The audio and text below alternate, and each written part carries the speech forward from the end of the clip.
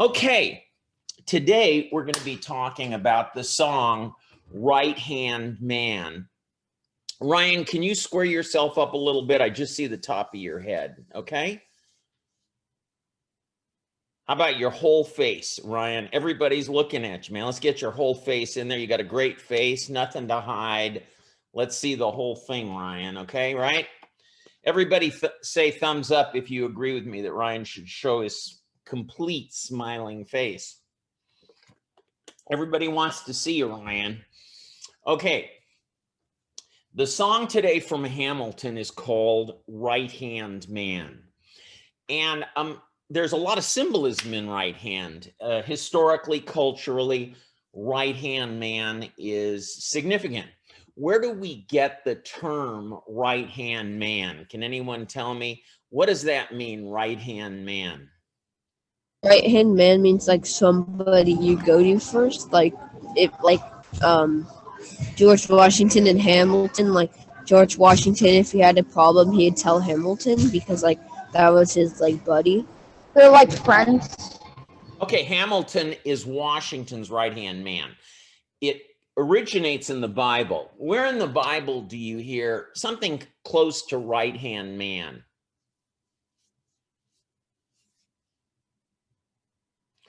Jesus, where does Jesus sit?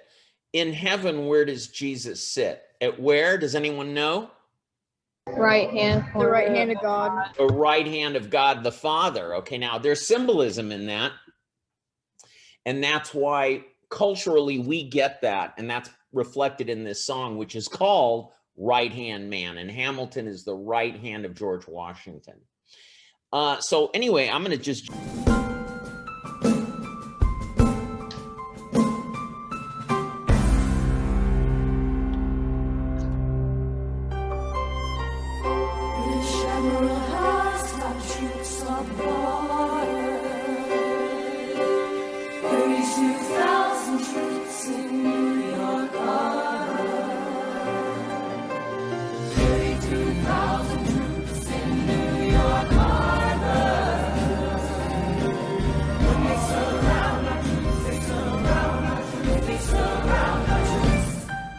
As a kid in the Caribbean, I wished for a war. I knew that I was poor, I knew it was the only way to rise up. If they tell my story, I am either gonna die on the battlefield in glory or rise up. We will fight for this land, but there's only one man who can give us a command so we can rise up.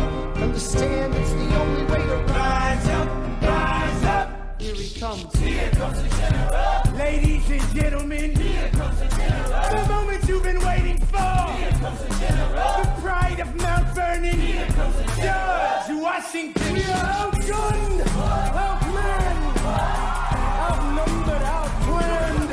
We gotta make an all-out stand. Hey yo, I'm gonna need a right hand man. Can I be real a second? For just a millisecond. Let down my guard and tell the people how I feel a second. Now I'm the model of a modern major general, the venerated Virginian veteran, whose men are all lining up to put me up on a pedestal, writing letters to relatives, embellishing my elegance and eloquence. But the elephant is in the room, the truth is in your face. When you hear the British cannons go boom, any hope of success is fleeting. How can I keep leading when the people I'm leading keep retreating? We put a stop to the bleeding as the British take Brooklyn. Night takes Rook, but look, we are outgunned, outmanned, outnumbered, outplanned. We gotta make it all out stand. Hey yo, I'm gonna need a right hand man. They're battering down the battery, check the damages.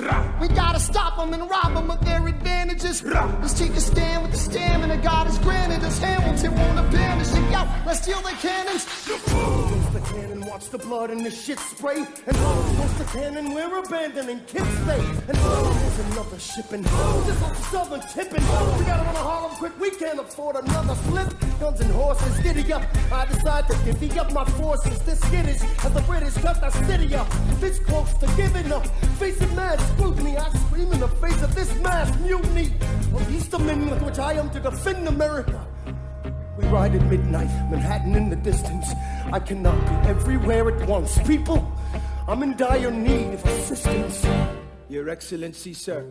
Who are you? Aaron Burr, sir. Permission to state my case. As you were. Sir, I was a captain under General Montgomery until he caught a bullet in the neck in Quebec. Well, in summary, I think that I could be of some assistance. I admire how you keep firing on the British from a distance.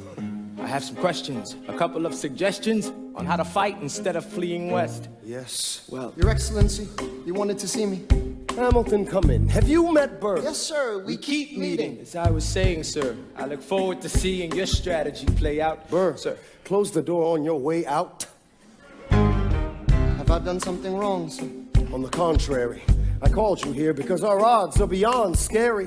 Your reputation precedes you, but I have to laugh. Sir? Hamilton, how come no one can get you on their staff? Sir. Don't get me wrong. You're a young man of great renown. I know you stole British cannons when we were still downtown. Nathaniel Greene and Henry Knox wanted to hire you. To be their secretary, I don't think so. Now, why are you upset? I'm not? It's all right. You want to fight. You've got a hunger. I was just like you when I was younger.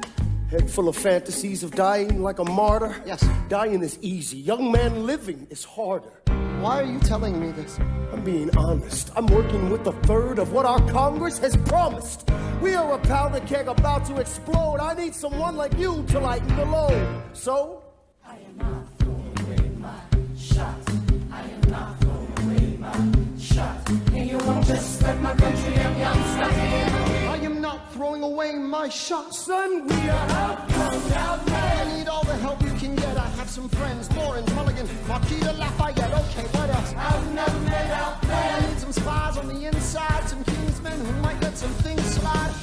Write to Congress and tell them we need supplies. You rally the guys, master the element of surprise. I rise above my station, organize your information till we rise to the occasion of our new nation. Rise up, rise up, rise up,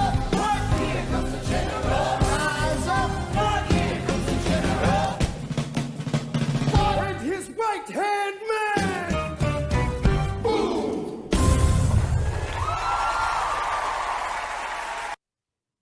Okay. Your chat box is in the way so we can't see it. Is that better? 32,000 troops in New York Harbor. Okay. Now, let me start by discussing this first line, okay? Because it's a very, first of all, it's a very powerful line coming in here, okay? You can all see the lyrics, right? Can you see the lyrics? British Admiral Howe's got troops on the water, 32,000 troops in New York Harbor. One of the things I really like about this music is that it starts out very poignancy. There's a lot of fear. I think you sense the fear in it. It starts out 32,000 troops in New York Harbor. And so let's talk about that for a minute. Is 32,000 troops a lot of troops back then? Is that a big army? Yeah, it's a good army. How big was Washington's army compared to that? 12,000, I believe. You know what? I thought it was about 6,000, 7,000. Okay, but it was a lot smaller. It was no more than a third of the size of by the way, Admiral Howe commanded the Navy, and his brother was William Howe. Admiral Howe, General Howe commanded the Army, and Admiral Howe, they were both brothers, commanded the Navy. And 32,000 troops was the largest expeditionary force by ship in history up to that time, okay? No one had put a Navy. By the way, there were about 500 ships filled with 32,000 troops. And so when the New Yorkers went out and saw this incredible Navy filled with thousands of soldiers, how do you think they reacted? Scared. So 32,000 troops in New York Harbor. it was huge. So I was going to tell you that Washington actually left New York. He abandoned New York and he went to Valley Forge, Pennsylvania. But the British controlled New York for 7 years, basically from pretty much the beginning of the American Revolutionary War to the end. They controlled for 7 years. Let's go on and look at the next verse. Now, I have to tell you the next lyric. I have to tell you that it was said that the sky was black with the mass from 500 ships. It just was a huge armada. It was breathtaking. To the people of that time, they had never seen an armada, a navy that huge, that powerful. And so it was really an amazing sight to behold. 32,000 troops in New York Harbor. 32,000 troops in New York Harbor. They surround our troops, they surround our troops, they surround our troops. By the way, do you guys get that when they surround our troops? Do you see that there's in the lyrics and in the music, there's this sense of fear. They repeat, they surround our troops, they surround our troops. Do you guys get that? How it really captures the fear that people had. Okay, let's go on. As a kid in the Caribbean, I wished for a war. I knew that I was poor. I knew By the way, as a kid in the Caribbean, I wished for a war. Do you guys think that's true or false? When Hamilton was a kid in the Caribbean, did he ever wish for war? What do you think, Court? Yes, I think he did because like that was like because if they had a war and that's like the only way that he wouldn't be a slave because they would just forget and like put all their time and effort into money because wars are very expensive. So. Well, okay, you're getting a little ahead of yourself, but he did write a letter to a friend when he was a kid in the Caribbean. He wrote a letter and said, I wish there were a war. And then the rest of it was kind of added on by Lin-Manuel Miranda. But when he was an adolescent, about your age, he wished for a war. it was the only way to rise up. If they tell my story, I am either gonna die on the battlefield in glory or... By the way, was that considered a glorious thing? Was war considered really martial glory, military glory? Was that something a lot of people pursued back then? Yeah, if you died in war, it'd be better than dying of like because you're honorable. Oh yeah, it's honor. Okay, but you know, actually, there's a practical reason. May sound strange. Not if you die, there's not a practical reason. But if you show bravery, that was very important then. And after the war, if you wanted to rise politically, that would be a very important thing to have on your resume, that you led men in battle would be. And the Civil War, many men sought military commands who were lawyers. Many men sought military commands in the Civil War who were lawyers, because they had their eyes on political office when the Civil War was over. And that was a very important component of their future resume, you might say. I am either gonna die on the battlefield in glory or rise up. I will fight for this land, but there's only one man who can give us a command so we can rise. You know, when he says there's only one man who can give us a command, we can rise up. Why? Okay, by the way, Washington was given command initially. What state was Washington from? You guys all know, right? What state was Washington from? New York. Yeah. Oh, okay, you guys don't know that. That's fine. I'm gonna get chat going here. Nobody knows what state Washington was from. Washington was a Virginian, okay? Ryan says Washington, D.C., which is close. It's right next to Virginia. So Washington's from Virginia, which is in the South, right? You guys get that Virginia's in the South. And he was given command of the Continental Army, which was then in Boston.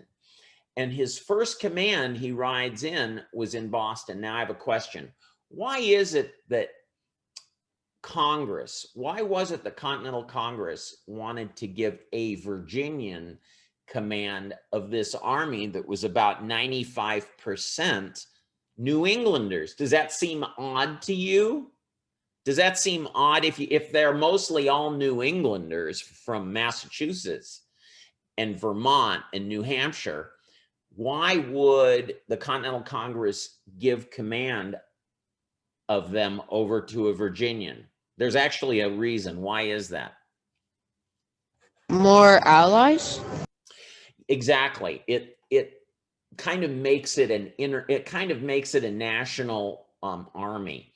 If you just have a Bostonian in charge of the Continental Army, which was about 95% New Englanders, you're going to not have the flavor of a Continental Army, which is going to consume theoretically a continent. Does that make sense? So it was kind of political. Rise up, understand it's the only way to rise up, rise up. Here he comes. Here comes the general. By the way, what was if you were to see George Washington, what would be the thing that would stand out most about George Washington? Can anyone tell me? Like his honor and how like glory he No, has? no. Okay, here's what it was.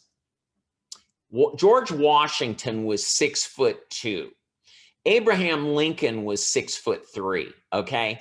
But in terms of the relative height of people at the time, George Washington was actually even taller than Abraham Lincoln relatively to everyone else. So George Washington is one of our tallest presidents.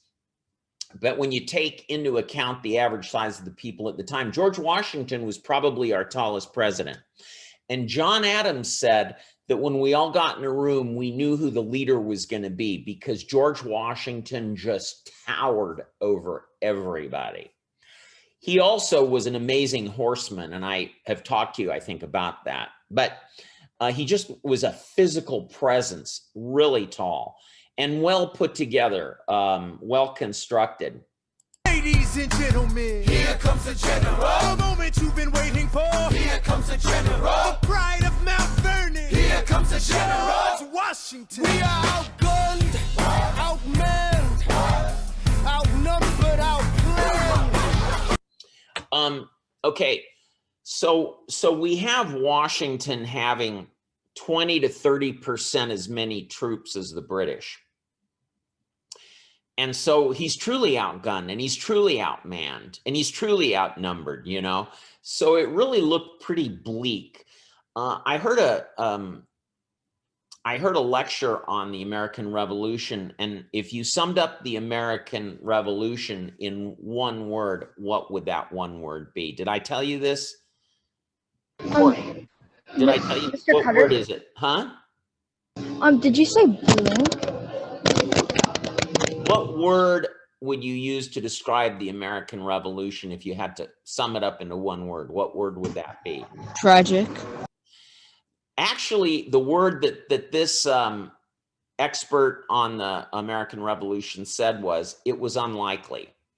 If we were to have to give one word to the American Revolution to define it, it would be unlikely. And it was unlikely for the reasons that we were so enamored and in love with the British in 1763 at the end of the French Indian War. And the British had such a large navy and such a large army. It was just simply an unlikely event that we would try to declare a revolution. And they didn't tax us much really at all. So it was unlikely. Hey, yo, I'm gonna need a right-hand man. Check it. Can I be real a second? For just a millisecond. Let down my guard and tell the people how. Now, So he's saying, I want to be real for a second, for just a millisecond, let down my guard, and I'll tell you how I really feel. Now I'm the model of a modern. Okay, I want to say this. What he says is he's going to say something. Am I to fight with these men? Am I to fight with these men? Do you think he really said something so disrespectful of the Continental Army? Are these the men that I am to fight with? Do you think he really said that? Not that harsh, but maybe something similar. Actually, George Washington had a really powerful temper that he learned to control, pretty well control his temper, but once in a while he would get really angry. And he once said that very thing. That's a quote from him.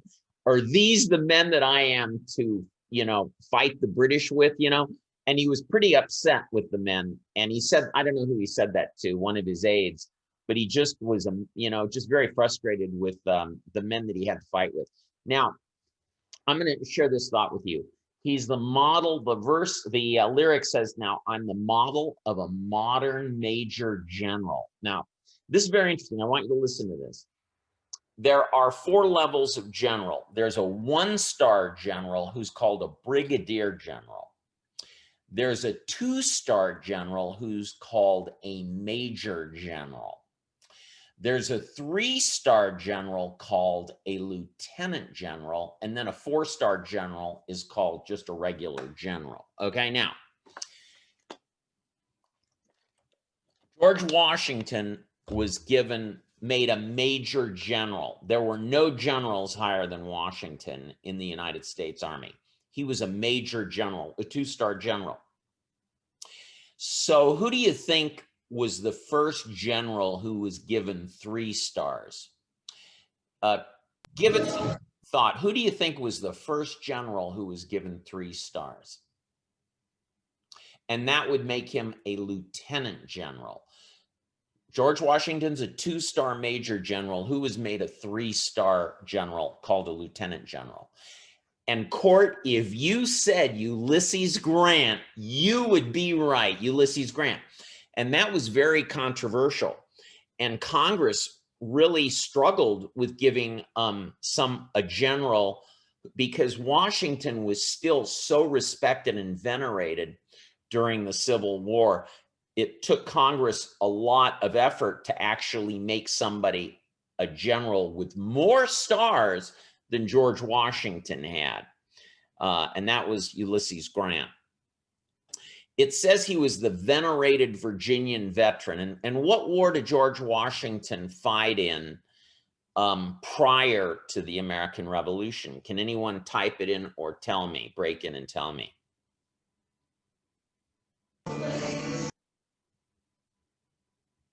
Who was it? What war was it? What war did Washington fight in? He fought in the French and Indian War. Okay, I just said the French and Indian War a few minutes ago. And Washington fought very bravely in that. Major General, the venerated Virginian veteran whose men are all lining up to put me up on a pedestal, writing letters to relatives, embellishing my elegance and elegance. Okay, so Washington, I got to tell you guys this. You all know that we honored George Washington with a birthday. You all knew Washington's birthday is a national holiday. Everybody knows that. Okay, I'm going to blow your minds. Washington had his birthday as a national holiday even before he was president. Washington is one of America's few heroes that was elevated to hero status while he was still alive.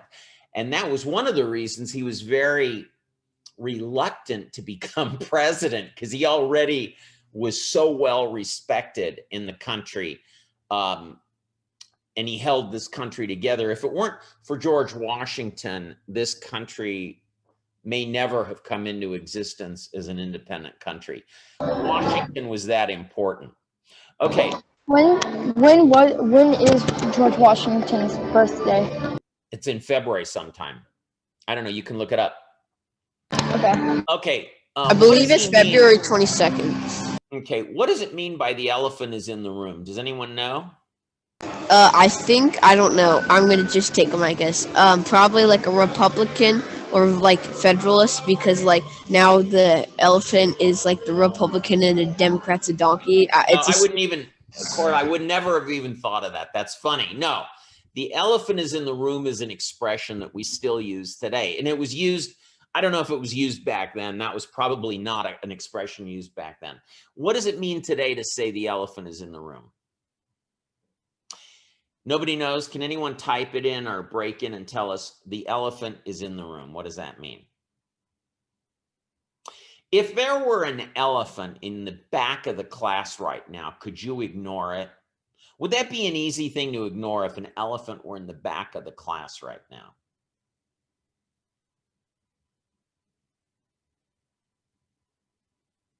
I get no responses. You guys, could you guys ignore an elephant in the back of the room right now? Could you just, can somebody tell me something? The Republicans here in the room. Okay, so you guys agree you couldn't ignore an elephant in the back of the room. So when we say an elephant's in the room, elephants don't make, this is going to presume it's a quiet elephant. Presume an elephant sitting there not making any noise. That's the elephant in the room. We don't talk about it, but everybody's aware of it. Okay, so today if someone says there's an elephant in the room, it means that there's something that's looming over the atmosphere. It's something that is on everybody's thoughts. It's something everyone's aware of, but nobody's talking about. It's an elephant in the room. And so what is the elephant in the room that Washington's talking about? He says, the truth is, he says, but the elephant is in the room. The truth is in your face when you hear the British cannons go boom. Okay. So what is the elephant in the room that Washington's talking about? Somebody break in and tell me. that there's 32,000 troops, and like he's saying that we're gonna get destroyed because like Yeah, the elephant in the room is we are totally ignore. inadequate, right? I didn't mean to interrupt you, Court. I'm sorry. Yeah, the elephant, but I think you just said this. The elephant in the room is that we're really inadequate to this challenge. Our army's not big enough. Maybe we bit off more than we can chew. And I think that's what a lot of people were very fearful of at the beginning of the American Revolution, especially, was that we had bitten off more than we could chew. The elephant in the room. The elephant is in the room. The truth is in your face when you hear the British cannons go. Any hope of success is fleeting. How can I keep leading when the people I'm leading? You know, he says, how can I keep leading when the people I'm leading keep retreating? Washington was in about 7 battles, and he won 2 of those battles. So Washington was the master of the tactical retreat. And at the end of the American Revolution, when the years after the revolution, when people applied for like retirement for pensions, if you fought in the American Revolution, they'd give you a small pension. The government did. And they'd have to write stories of that experience to prove they'd actually been a soldier in the American Revolution. And a common story they talked about was how amazing George Washington was on a horse. And he had these amazing retreats where he would come up from the back and he would protect the rear and he would lead his men to successfully retreat. And one of the most difficult tactical maneuvers for an army is to retreat with a minimum amount of loss. And Washington was brilliant at retreating. And I say that as a compliment to Washington because it's not easy to successfully retreat, and Washington had a lot of experience. Keep retreating. We put a stop to the bleeding as the British take Brooklyn. Night takes Rook. Okay, so he says we put a stop to the bleeding as the British take Brooklyn. So the British took Brooklyn. Now, how did Washington suffer any kind of defeat in New York? Does anyone know, did Washington suffer any kind of defeat with the British in New York? Didn't he win the battle? That battle? Washington had a lot of men captured. He'd had over 1,000 men who were captured and cut off. And if any general today made the mistakes that Washington made, and that was really, Washington learned from his mistakes, and his biggest mistakes was in the battle at Kips Bay, and it was in New York, and he divided his troops, and it's very dangerous to divide your troops, and a lot of men were captured by the British. And if a general made those mistakes today, their career would be over. But Washington was so well regarded, he went on to success, and he wasn't relieved. But it upset a lot of people, and Washington was very upset for the mistakes he made.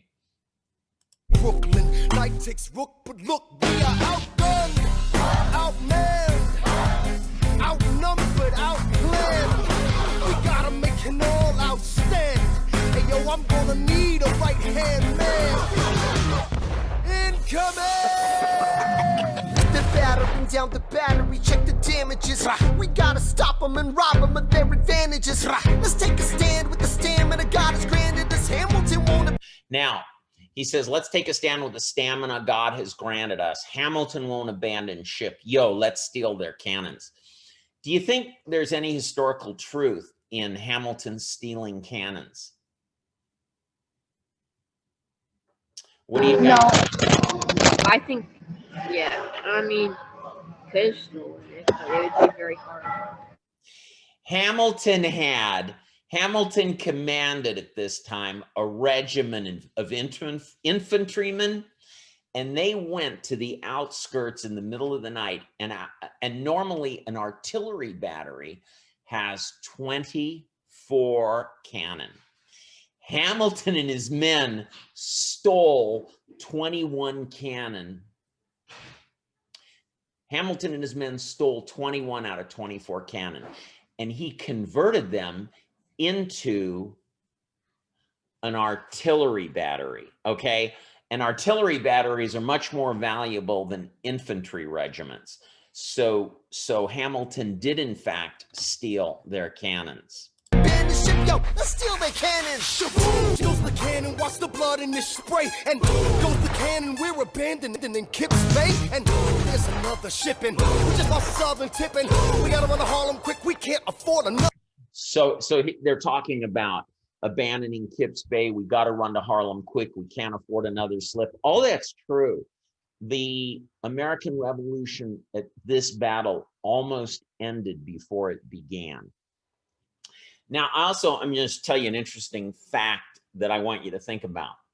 Today, you're really bombarded in your life with a lot of noise. Not only the things you wear on your ears, but just there's so much noise today. The cars, we're used to noise.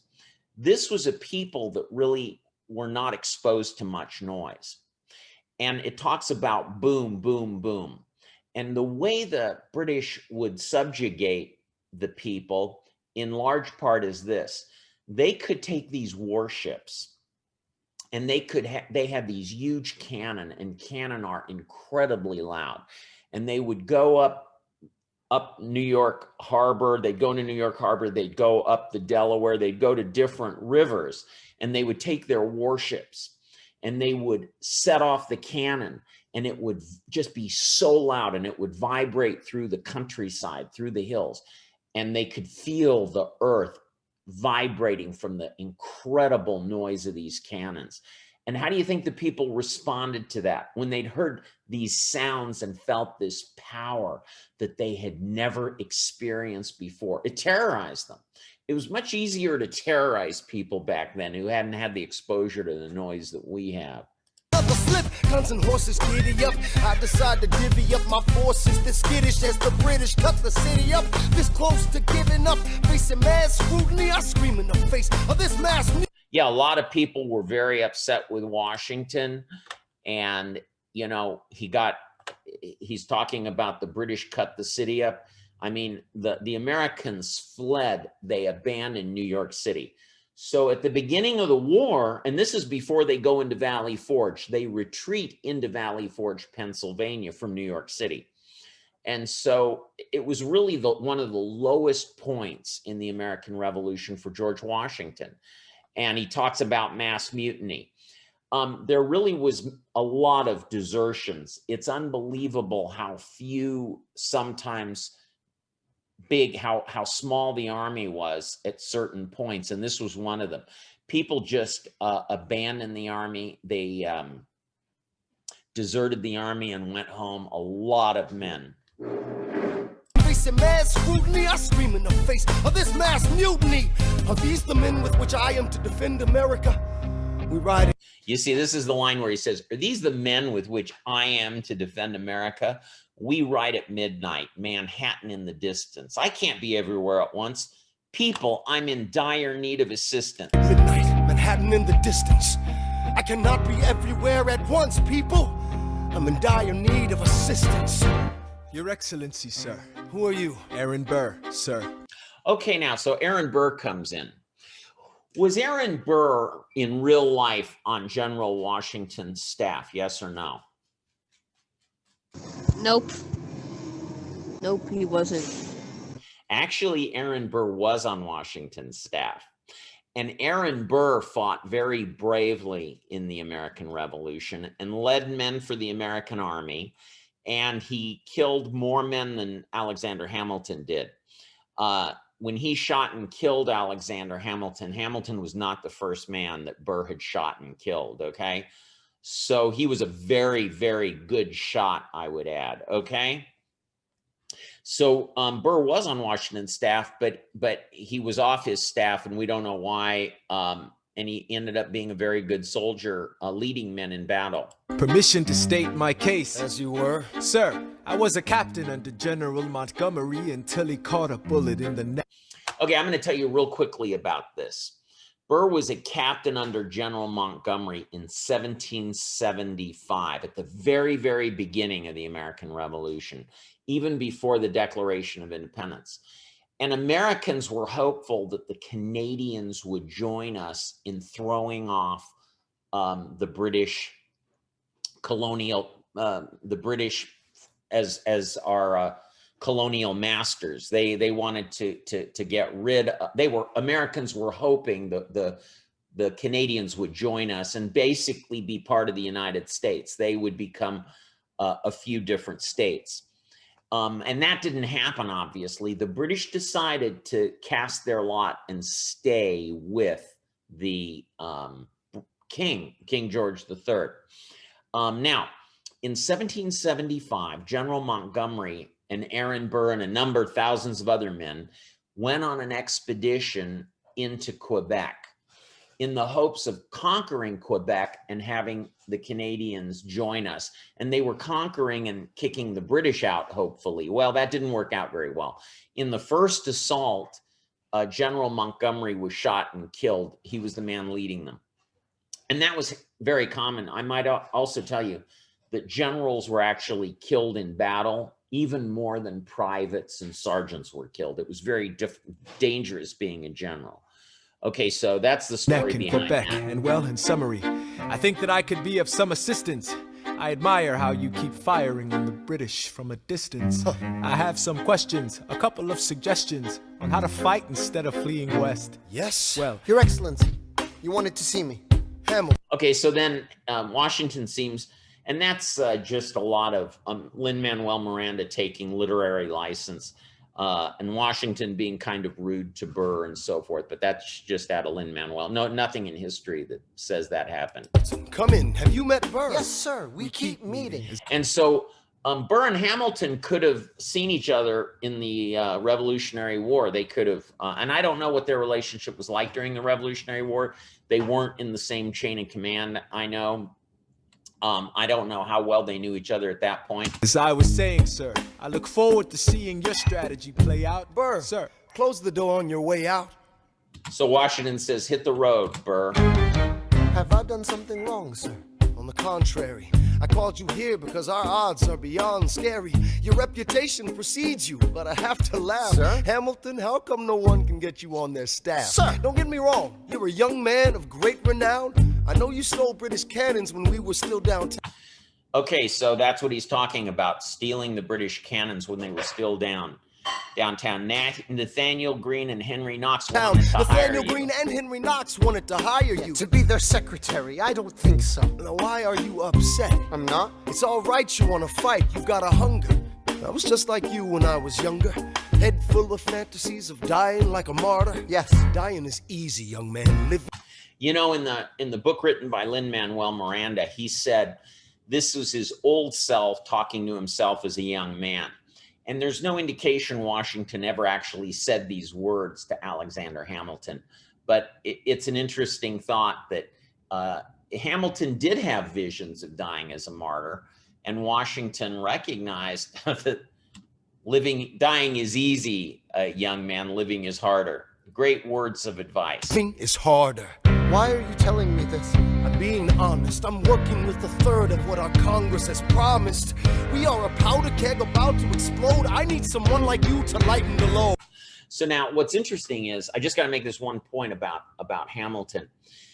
Today, if a general sent an aide off to accomplish a lot of missions in terms of talking to other generals and going out and in the field and sending word from Washington to give his direction to his generals, you'd have a cell phone.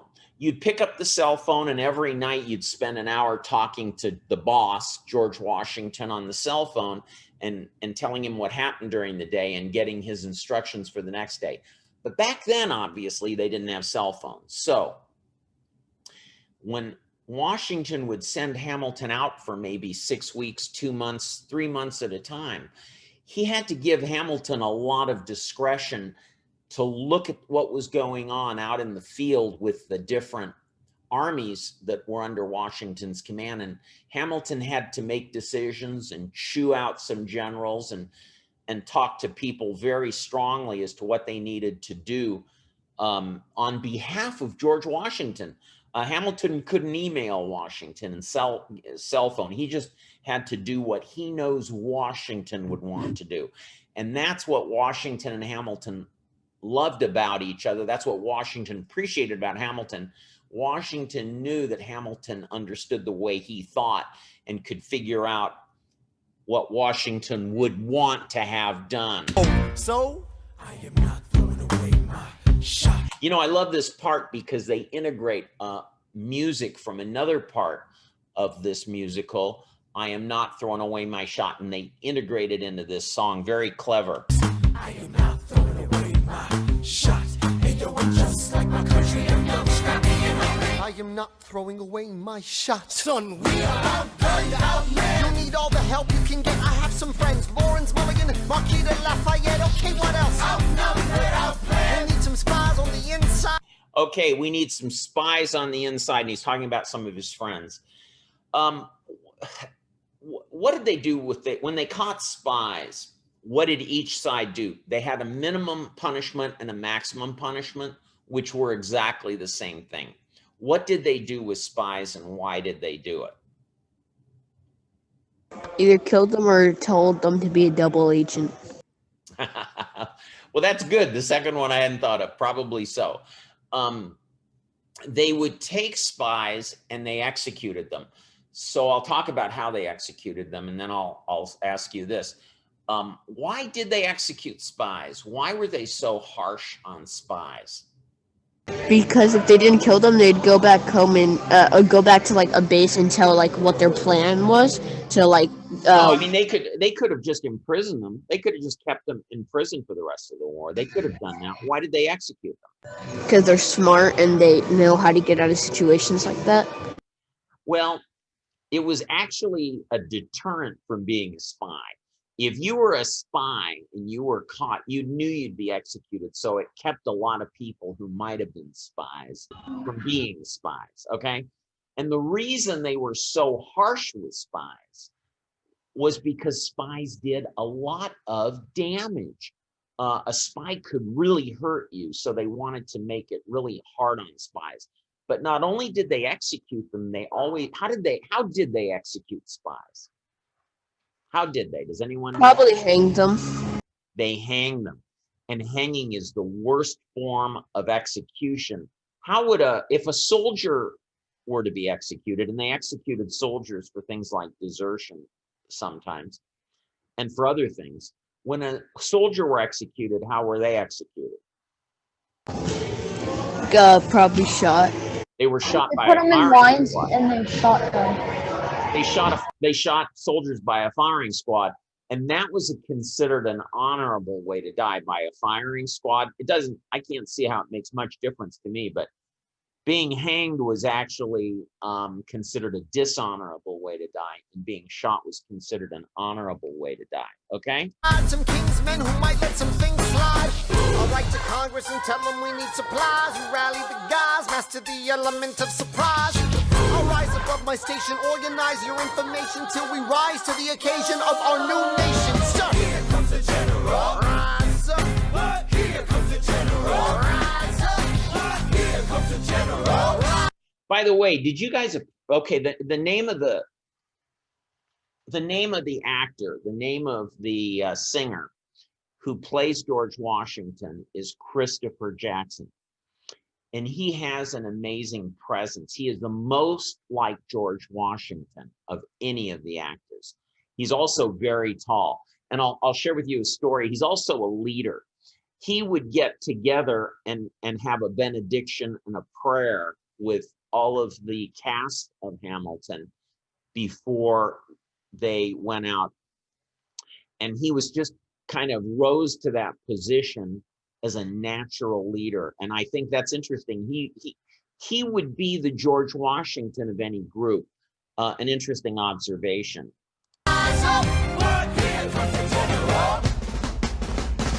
And his right-hand man. Boom!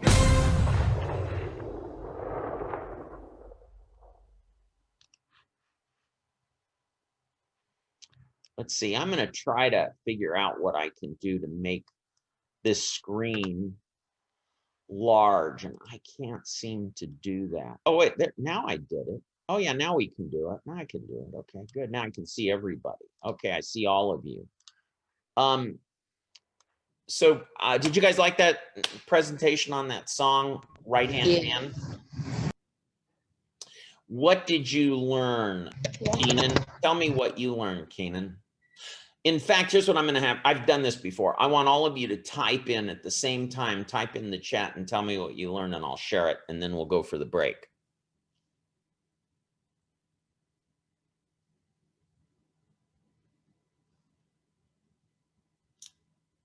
I'm waiting for people to chat. Type in and tell me what you learned. I'm looking here.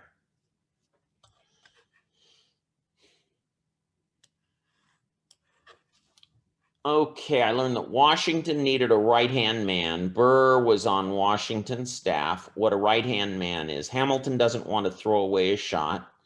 Hamilton stole a lot of cannons. Good. They had 32,000 sergeants fighting against. No, Sid, I want you to understand. There were 32,000 soldiers on these ships, okay? They weren't sergeants. A sergeant is a rank. These were 32,000 soldiers. Washington was tall. Okay. Did you all respond to that? I don't know. I don't want to have to count up. Did everybody respond? You can respond to that, Delilah. Type in what you learned.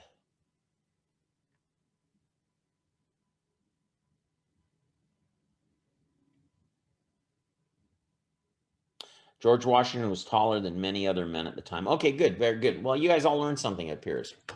I'll see you guys back at what time? 10:15? Are we going to start again at 10:15? Okay, I'll see everybody back at 10:15. Thank you.